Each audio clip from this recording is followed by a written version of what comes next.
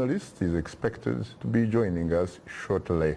On a programming note, we requested the Ethiopian ambassador to the United States to participate in today's program, but due to scheduling conflicts, he was not able to join us.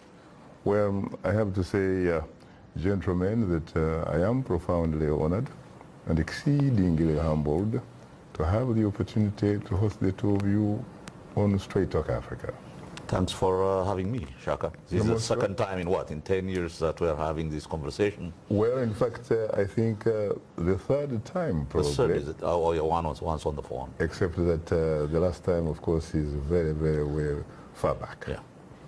You're most welcome to Washington. Thank you very much. Well? Thank you, Shaka, for inviting me to take part on your show here, Straight Talk Africa, for the second time. It has been exactly 91 days since I first appeared on this show. Very interesting. I should be the one actually remaining those particular details, especially because I have the honor to host King Solomon himself. Thank you very much, and you are a brother of the king. You're most welcome. Later in the program, we will give you, our audience, a chance to call in with your question or comment. The number to call is 202-619-3111, and the US control code is 1. We come back to you immediately, King Solomon. What is the latest from Addis Ababa? Well, the latest from Addis Ababa looks the bright days are ahead to come, and I'm very happy to sit here with Dr. Brahanu in this studio, alive, safe, because he is one of those who were charged or who were sentenced to death in absentia by Ethiopian courts. So now it seems like things are changing.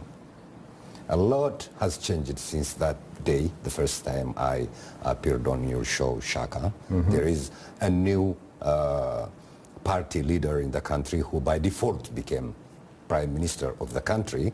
And this new prime minister, who looks change-oriented and an agent of change as well, is selling his ideas to the country. He's traveling throughout the country and in neighboring countries as well, and giving some hope, sowing some hope.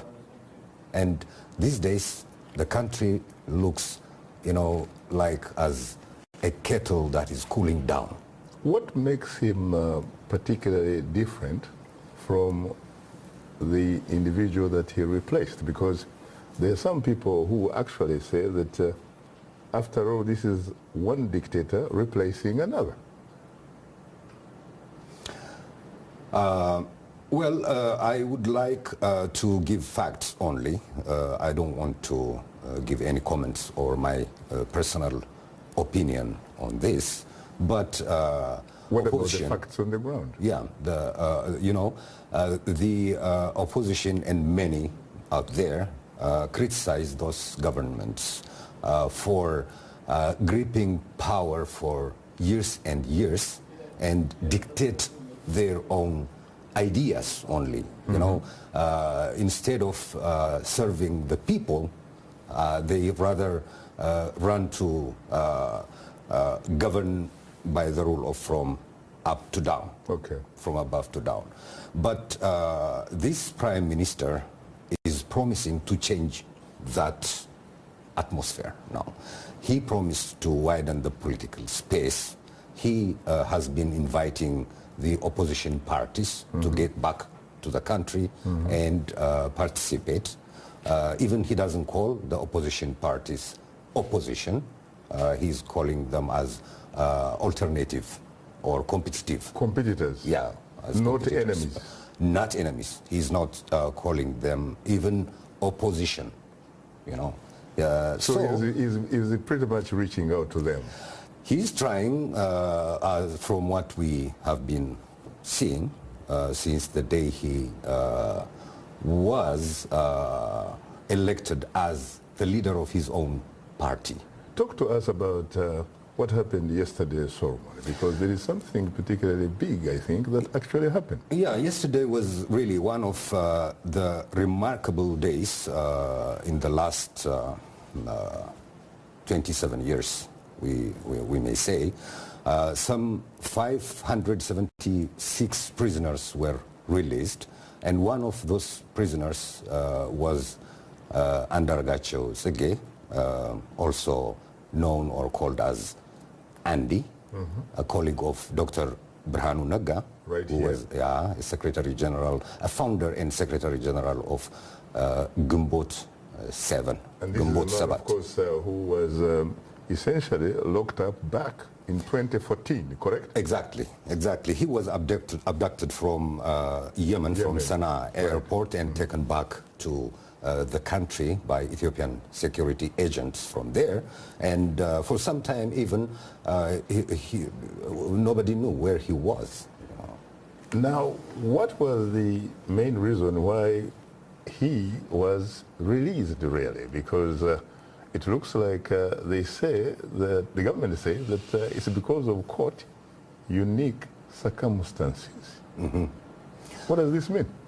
Well, It was pardoned because of unique circumstances. yeah, we will have to work on that to get more explanation from the authorities, from the Attorney General himself, what that means. But normally, in Ethiopia, there are prisoners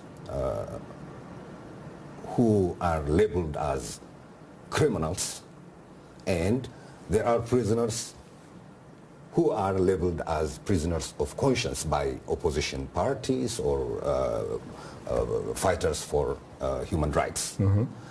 So, But the according to the government regarded Andy, in their words, not mine, as a terrorist. Yes, he was charged as a terrorist, and he was charged as a person who was attempting to overthrow the constitutional system, which equates to treason, high treason. That's why he was sentenced to death.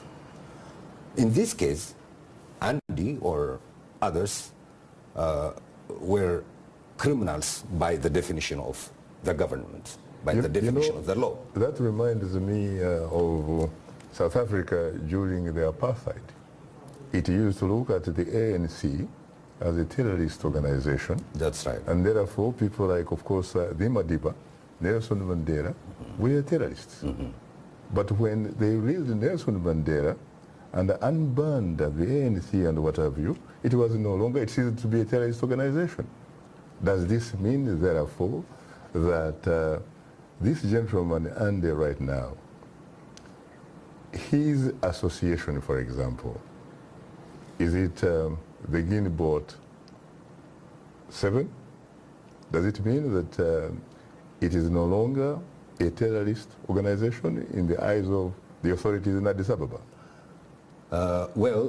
Dr. Brhanu might help me in answering to this question, but Dr. Brhanu Nagga, Andy, and their party, Gumbot Sabat, were labeled as terrorist organization by the parliament of the country. So, what is coming? We shall see. What is what does the Andy's release and pardoning imply? Does that mean Andy is no more a terrorist? That does mean Brhanu Nagga is no more a terrorist? That does mean Gumbot Sabat is no more a terrorist? We'll have to work on that to get the answer. But I don't know how Gumbot Sabat and Dr. Brhanu gets that. It is very interesting, and of course we will come to that a little bit later, because right now time happens not to be our best ally. When I'm told that I can continue, there is no democracy in Studio 47. Just like on a military parade, when a drill sergeant says left turn, you have to turn left without questions, and so does the job, of course, of the producer. Let me come to you immediately, Professor Nega. What about you? What are your immediate really feelings about the release of your comrade? Is this a significant positive step in the right direction? Well, obviously we are all pleased. It's not just us. Anyone who saw what was going on in Addis yesterday when he was released, the thousands and thousands of people who came out to receive him and to claim that he's a hero. He pretty much was regarded as a hero. Absolutely. Certainly not and he a terrorist. No, of course he's not. You know Africa. I mean, in Africa, a terrorist is someone who opposes the government. I mean, there is no clearly defined and legitimate definition of what a terrorist actually means. A terrorist can be a journalist who writes something that the government doesn't like. Terrorist can be a legal opposition party member who just simply happen to be seen as a threat by the ruling regime. So nobody's serious about any of these labels. I mean, it's... You're basically talking about an environment really where the state does not really feel that an individual has a right to own an opinion, Yep. especially if it happens to be a different type of opinion. Yeah, what you have is a bunch of illegitimate governments whose purpose in life is to stay in power no matter what, and to garner whatever resources they could get by using state power as a mechanism to seek rent for their own personal well-being. When you have these kinds of people running a state, when you have a state or a government whose focus, whose main purpose is to stay in power no matter what, whether it comes at the expense of abusing a whole population, whether it comes at the expense of torturing people and maiming people and killing them on the streets for the simple task of asking their basic rights. And when truth becomes the primary victim, when the media, the official government media, which of course other medias will not be allowed in this kind of environment unless otherwise they cater to the lines of the government, when the media, as a matter of course, talks about absolute falsehood, manufactured stories, whether it is on economic issues about how great economic performance is, whether it is about politics, talking about democracy where everybody knows that there is no democracy, talking about parliament. I mean, he talked about, for example, parliament that declared these organizations terrorist. Nobody in Ethiopia believes that there is a really meaningful parliament. I mean, because it is just simply a one-party rubber stamp parliament. There is no debate, there is no discussion, there is no...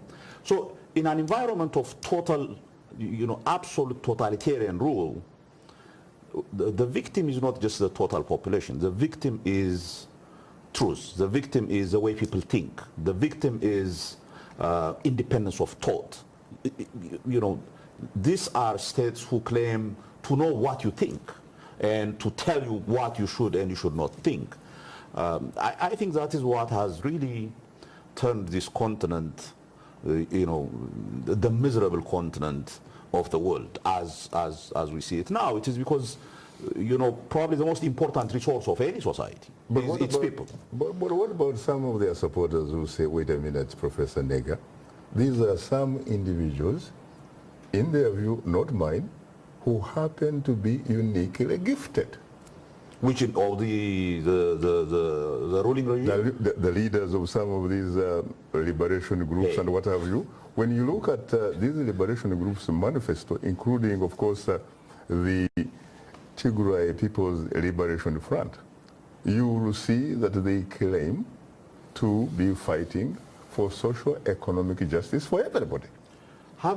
Is this the first time that you have seen sycophants of dictatorships? I mean, there were people who thought Hitler was the greatest gift to the people of Germany. I mean, there are people who thought Mussolini was, a fantastic leader. I mean, Stalin was considered to be one of the the greatest leaders of his era, there are sycophants, there are opportunists who would give you these stories about these leaders. And in Africa, that's what you see, right? Almost every leader is a great leader. You know, it's a gift for its people. It is as if it is he or she is anointed by God to serve the... Hey, we know this is rubbish. Now, I think by the 21st century, playing this game is nonsense. Actually, it is making our life, both in my case in our country, but in the continent in general, even more miserable, because it defies any logic. It prohibits any honest discussion, honest conversation about the problems of a country. I am not suggesting that every problem Africa faces is a problem related to the leaders, but 70-80% of all our problems are related to the nature of governance in the continent. When you have a situation where people, which are, in my view, more than any natural resource, the most important resource a society has, when you have a society that is not using this resource effectively because it muzzles them, it prohibits them to think independently about even their own economic well-being. When you have that, you have wasted your most important resource. And African regimes are actually wasting the most important resource that the continent has. So I think it is really high time where we sit down and rethink this whole thing. And I think in our case, at least in Ethiopia, this continuous refusal by the public that they are not willing to live in this kind of humiliation. They are not willing to live in fear in their own country. They are not going to live in their own country as if they are foreign citizens that can be kicked around at will by the regime, as if they are colonized by some power, some force that would not allow them to exercise their basic rights. People have said, enough. I mean, we are done with this. I mean, Ethiopia is a country with long civilization. Ethiopia has self-rule for so long that most African countries that got their independence in the last 50, 60 years are much ahead of us in terms of, how they govern themselves. So this humiliation has led to people to say, enough is enough. And so this struggle for the last 3-4 years where people say, you can kill me, you can do whatever you want, but I am not willing to live like this anymore. I need to be a citizen. I need to have my rights. I need to consider this my state, my country. That is what put this humongous pressure in the ruling party, because otherwise, the country was gonna go up in smokes. So I think some reasonably intelligent people within the ruling party woke up to the fact that this cannot continue, and they have started opening the political space. We'll see where how far they are going to take it. But what I am essentially suggesting to you is this presumption that there are certain uniquely gifted people who have a unique view of what the right form of government is, that nobody else in their country is endowed with. That rubbish has to end. We all have to be humble enough to know we don't know. We really don't know. You don't have these kinds of social experiments where certain people have absolute knowledge. Look at what happened in the last 30 years. We gave our economies to the international financial institutions, and after 30 years, where are we? This assumption that technicians, there are people who know, even more than the people. Are you talking about the Bretton Woods institutions? Absolutely. The IMF and the World Bank? Yeah, this standard assumption that there are certain people who know. There is no such a thing. I think we have to be humble enough to know that at the end of the day, what people decide is in their interest is the right policy.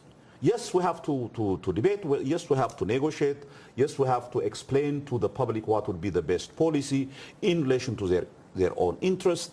But at the end of the day, we have to be willing to accept the only right thing is what people in a free and fair election choose their policy, their preferred policies. That is what we have to come to terms with in Africa. This presumption that there is some knowledgeable guy or group of guys who would tell us which way.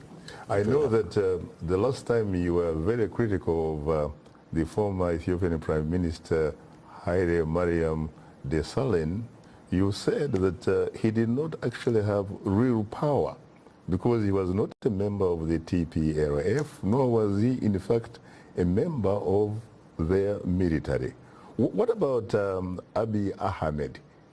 Is he for real? I don't think I have ever seriously criticized Haile Mariam because I know he has no power to criticize. I mean, he's just doing whatever he was told by the TPLF elites who have both the political and military security apparatus and who are running the show, including the predominant part of this looting that was taking place in the country. It was a typical TPLF thing. And you know what is interesting in the last year is this understanding, this realization that it cannot go on like this, created a rebellion within the ruling coalition itself, within the EPRDF, especially the Oromos and the Amharas start saying, you know, enough is enough, we cannot continue like this.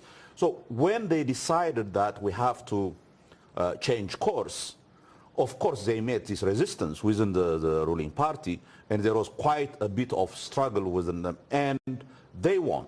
The Abiy, unlike Haile Mariam, who was just put by the TPLF as a caretaker, while there is this deep state behind that was running the show, these people, at least politically, they have won the fight within the EPRDF.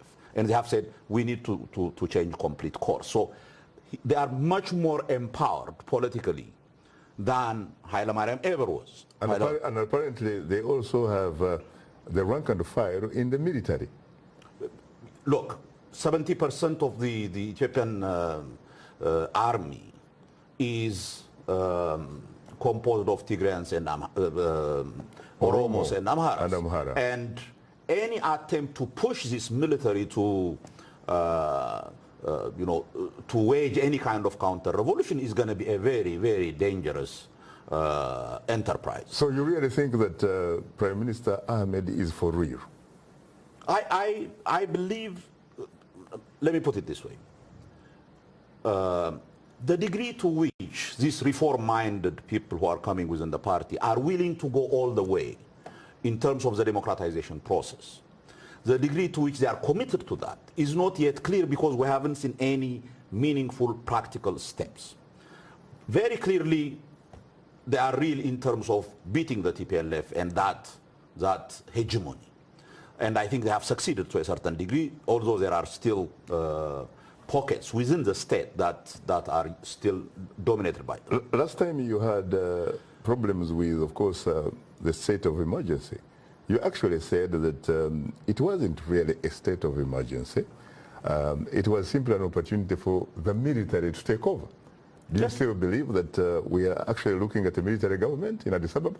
No, by definition, it's a military government. It's a state of emergency. A state of emergency essentially says all constitutional rights are abrogated, and it is the so-called what they call the command post is the one that is running the show. So that's one of the reasons why we say we need to see that Abiy and his company are for real. And the way they show us that they are for real is by taking some serious action, such as lifting the state of emergency. In the absence of that, civilized politics is not possible. But in terms of rhetoric, at least he has said, for example, that democracy cannot be realized in the absence of rights, be it civil or economic rights. We all need to have a platform to voice our concerns. Oh, absolutely. I mean, he's right. That's why we are all saying he is making the talk. Can he actually walk the talk? That's exactly the question. And the way you prove that you are willing to walk the talk is if you start to take practical measures. Yes, I will give him credit for everything that he has been saying since he has come to power. He talked about national unity. He talked about forgiveness. He talked about, you know, avoiding retribution and things of that sort, which is well and good. He talked about his rights. He talked about you cannot have a society without a democracy, which is fine. Can he show us that he meant business by taking specific actions? On that note, time is not our best ally right now. You are tuned into Straight Talk Africa. We'll have more of a discussion in a moment, including our social media segment. So please, Don't go away, because we'll be right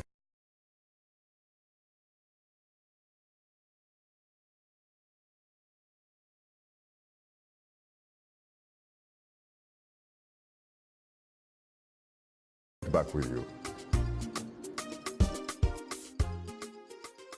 Today's youth are not just the next generation of African leaders, they are today's leaders. And this is the time to invest in them. Today, not tomorrow. So let's connect. Let's engage with each other on issues that will transform our societies. Innovation, leadership, entrepreneurship, things that you're doing to move the continent forward, to make you the greatest generation that Africa has known. It's Up Front every Wednesday, 17:30 UTC, right here on the Voice of America.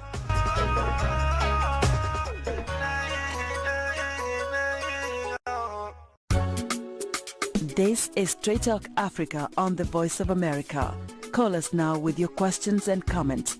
The number is 202-619-3111 and the U.S. country code is 1. Call us direct and we'll call you right back. Remember to turn down the volume on your radio or television and keep your comments brief. Now back to Straight Talk Africa. Thank you very much, Esther Githu-Yuwat, and welcome back to Straight Talk Africa live from Washington. It's time to bring in our social media reporter, Heidi Adams-Fitzpatrick. Take it away, Heidi. Thank you very much, Shaka. Ethiopia is Africa's second most populated country, and it is forecasted to be the fastest growing economy in sub-Saharan Africa in 2018. That's according to the International Monetary Fund. However, in recent years, the country has experienced massive anti-government political unrest in the Oromia region. As a result, the country is currently under a state of emergency. According to human rights groups, the government has suppressed basic rights and freedoms, and so this leads us to our question of the week, in which we asked, what should the Ethiopian government do to promote unity in the country? We'll start off here with a tweet from Kwikiriza Habert, who writes, the government should fight tribalism in all sectors and make people equal. We have another tweet here from Baye Hailu, who writes, scrap the so-called anti-terrorism law, free all political prisoners, respect freedom of expression, uphold the rule of law, bring mass killers to justice, compensate all political prisoners, arrange a free and fair election in 2 years' time. Here now our social media comment of the week from Facebook fan Obuoba Obibini Kwasi Amoafu Kodwa from Ghana, and he writes, I commend Prime Minister Abiy Ahmed's effective reform approach, which is already improving unity and peace in and around Ethiopia. I want his government to ensure equality, political inclusivity, youth employment and entrepreneurship in order to avoid an immigration crisis amongst its youth. Let's go here to another comment from Facebook fan Bitunguramia Levikato from Uganda. He writes, the Ethiopian government should look for the core source of demonstrations in the country and look for lasting solutions. Our last Facebook comment comes from Martin Kananura and he writes, I think unity is all about allocating resources equally, fight against nepotism and solving the country's unemployment problem. Now, of course, we always appreciate all of your audience feedback. If you are a new fan, do drop us a line at africatv@voanews.com. To comment on our Facebook page, just enter the keywords Straight Talk Africa. And be sure to visit us online at voaafrica.com. You can join our YouTube channel, sign up to VOA TV2 Africa, and of course follow us on Twitter at VOA Shaka. Straight Talk Africa streams live every Wednesday on Facebook, or simply go to VOA Straight Talk Africa TV program page that is on our website. And you can watch us live on your mobile device. Download the VOA mobile app. Now let's take a look at what is ahead on next week's program.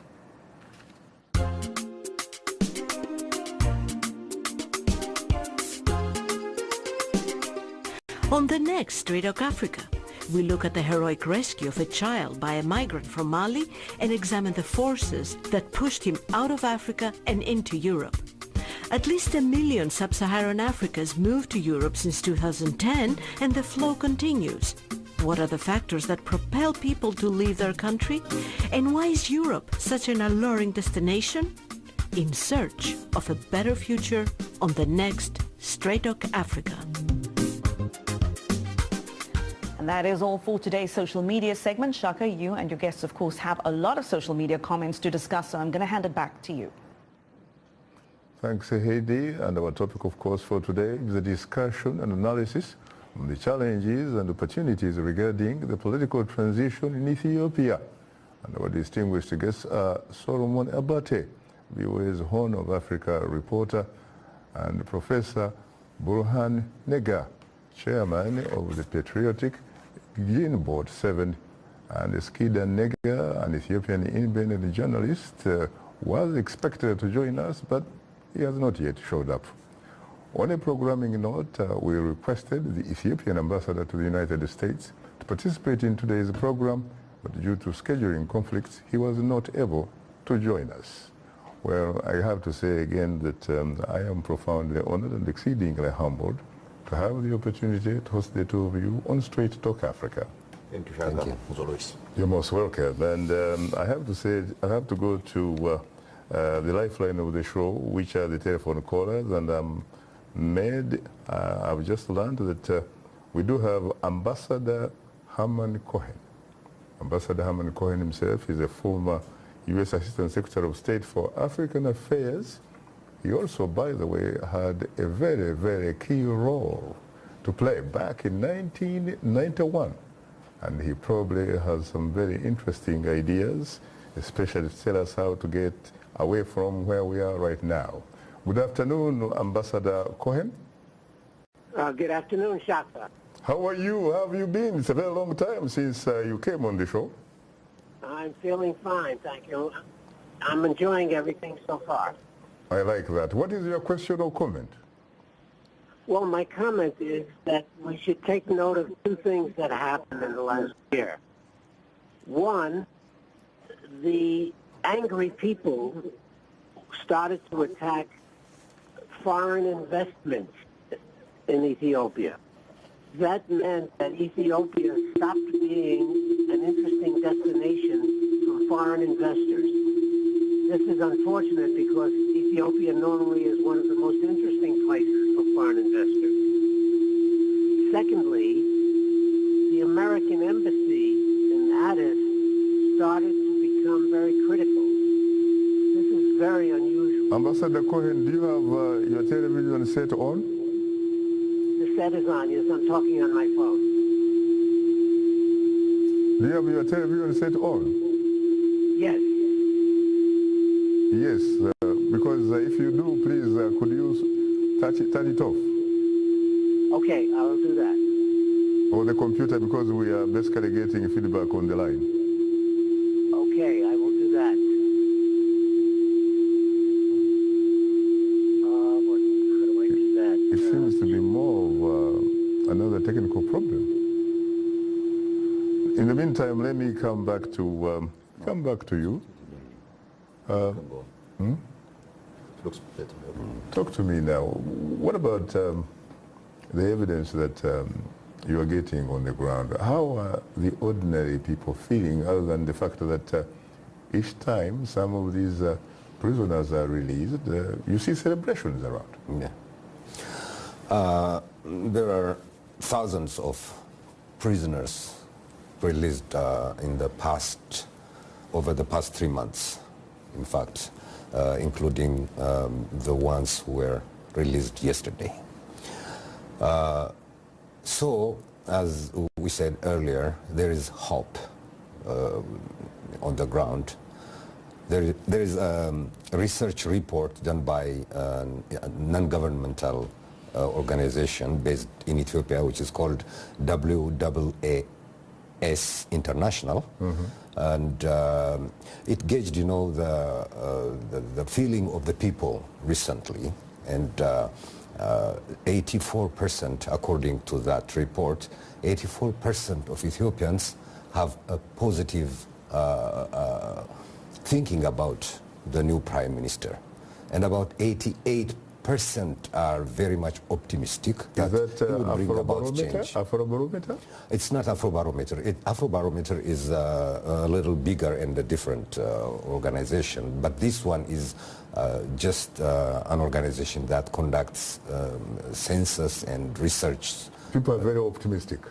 people are very optimistic. 88% of Ethiopians think that the new prime minister would bring about some good changes to the country. And that doesn't mean everything is positive in the country. There is some kind, the benign kind of opposition and skepticism still. But they're optimistic. But they are optimistic in general. You know, now I think the dark time has gone. It is clearing now these days, as we see from the ground. Opposition parties, serious opposition parties like Gumbot 7, started calling the ruling party by its natural name, as EPRDF, which they never did. They never did. Yeah, they used to call that party or label that party as it labels them as a terrorist. Very interesting. They labeled the coalition as Wayani in general, So after one dominant party within the coalition. But these days, they started calling EPRDF as EPRDF. This is one thing. And the other thing is there are some people who think it is too premature to judge the prime minister that he is walking the talk. Talking the talk, but... Or talking the talk. Without probably... They say it is... He has been there for 50 days or 50-something days only. But still, the pressure is on. I see. I understand that Ambassador Herman Cohen might probably be in a position to pick up from where he left. Good afternoon, Ambassador Cohen. Good afternoon, Ambassador Cohen. I cannot hear him. Can you hear me? Yes, I can hear you now. Okay, well, what I was saying is that the actions of the previous government were starting to discourage foreign investors. Some of the angry people were starting to destroy foreign property, and this is unacceptable, and foreign investment was starting to dry up. Secondly, the American embassy was starting to become very angry as well. And as Ethiopia's best friend, were giving them advice that they had gone too far and they needed to start a reform program. And I believe that the current prime minister got the message and that he's doing all the right things.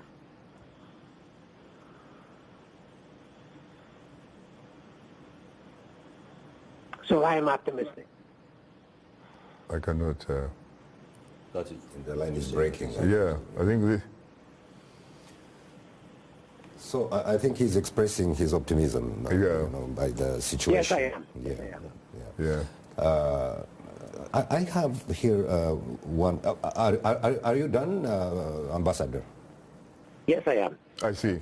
I understand that we also have another caller from Dallas, Texas. Good afternoon, Ms. Gashau. Gashau, can you hear me? Yes. Good afternoon. How are you? Thanks to God. I'm okay. How are you, my brother? It's a very, very long time, my sister. I can only see a very, very incredibly gorgeous, beautiful picture of yours. Thank you. Thank you. I'd like to thank God for this opportunity I have. And I would like to say also hello to my brothers. I don't know if it's something like that same, and Dr. Brahanu, and brother Nabata, and all State Talk Africa family there. Well, my comment it's different from what I heard up to this point. First of all, my appreciation goes to the United States government for helping all the prisoners to this point. And hopefully those of the prisoners, more than 8,000, probably 15,000 this season. Hopefully they'll do shortly. Unless,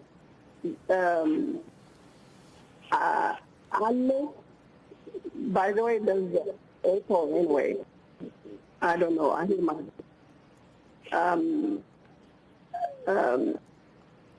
For regard to Prime Minister Ahmed, yes, so far, just like Dr. Burhanu said, so far he has been humble, he has been really promoting unity and peace. But let me say this, the most important thing is to remove the so-called Article 39, where a border, just like an instance, a border design based on ethnic group.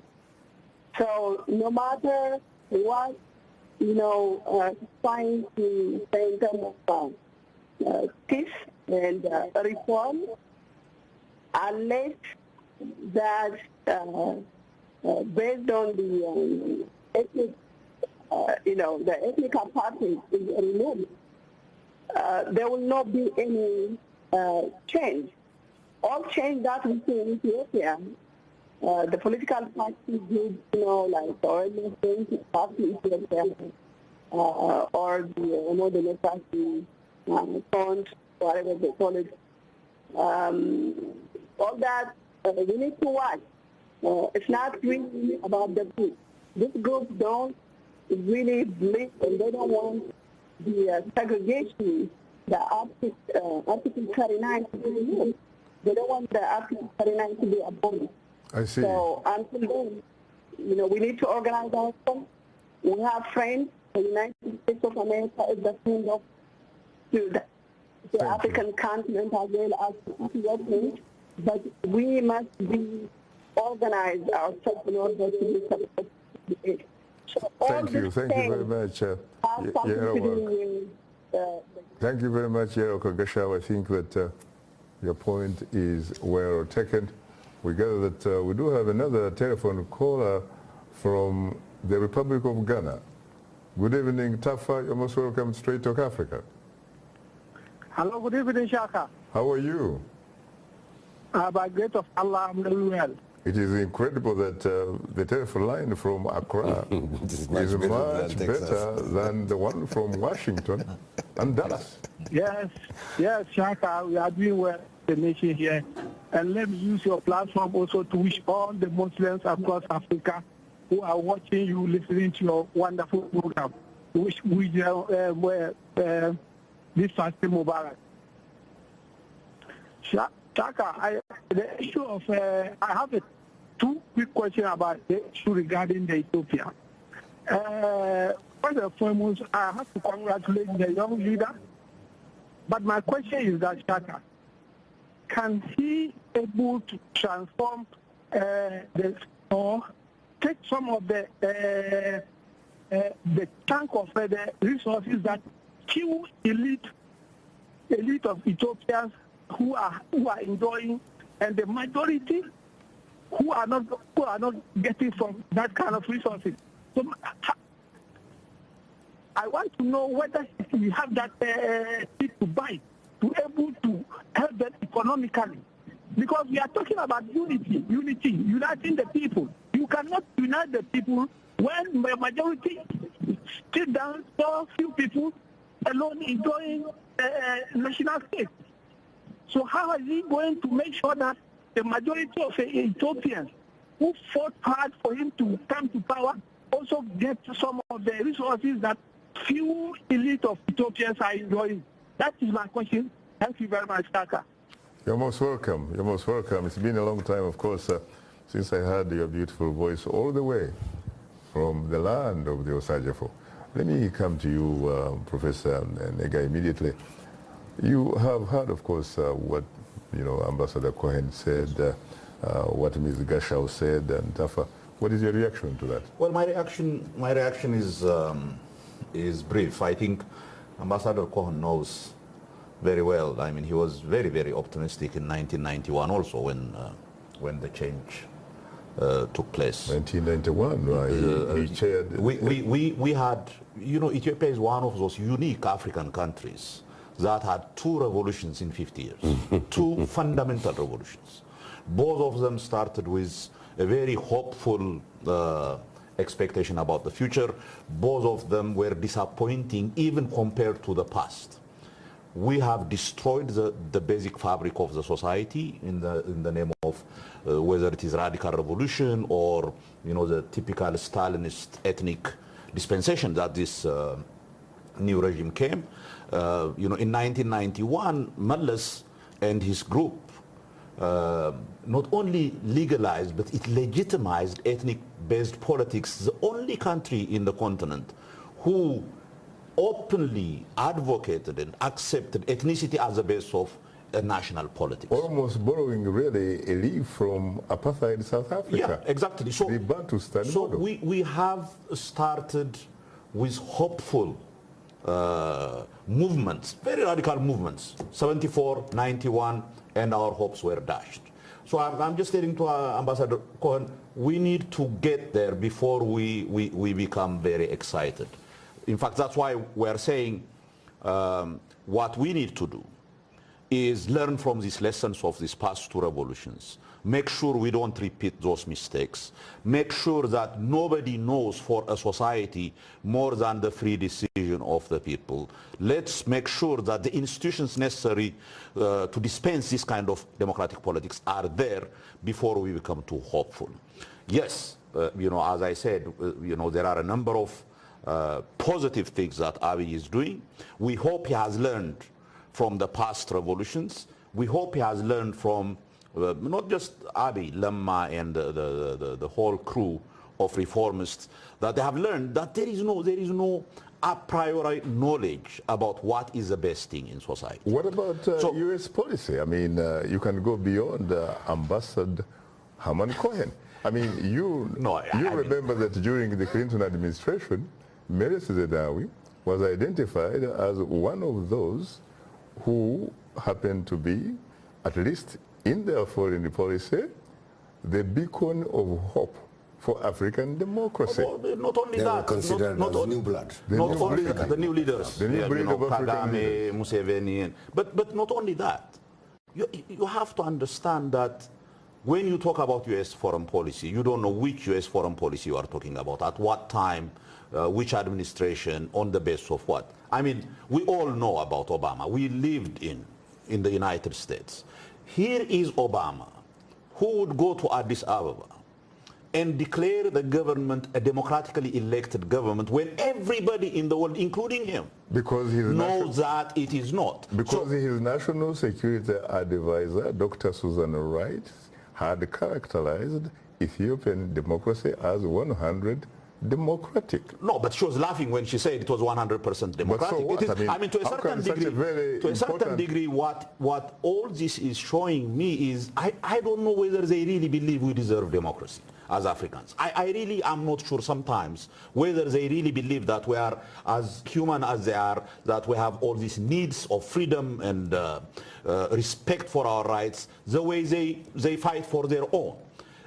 And that has made U.S. policy a little bit, you know, suspect in terms of the degree to which it is committed. So, but this is not the business of the United States. This is our business. The business of Ethiopians, the business of Africans. The business of Africans. Not expecting democratic manner from heaven. Nobody is going to give us that. We need, I mean, Ethiopians fought for it. I think they are driving the society towards that. I think the Abiy Lemma group is realizing this and going in that direction. Let's all work together and take it to that next step.